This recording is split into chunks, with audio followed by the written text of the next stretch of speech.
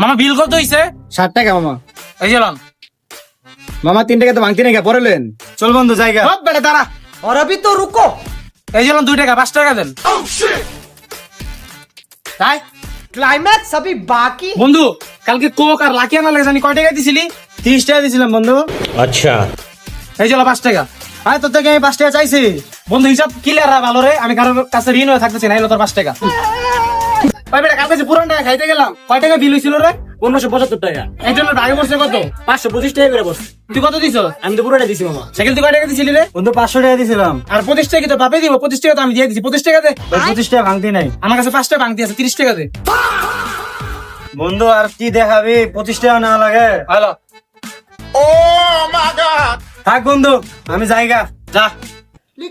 কি রে সাইকেল, তোরা তো সকালে 100 টাকা দিলাম আমার মোবাইলে রিচার্জ দেওয়ার লেগা, তুই আমার কয় টাকা রিচার্জ দিছস? বন্ধু 97 টাকা দিছিলাম। কেলে 97 টাকা দিছস? আর 3 টাকা কই? 3 টাকা ফেরত দে।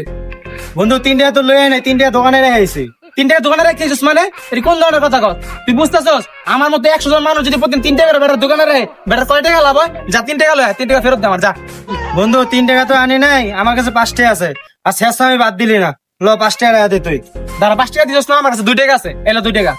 বন্ধু 2 টাকা কি দেওয়া লাগে? দেওয়া লাগে না মানে?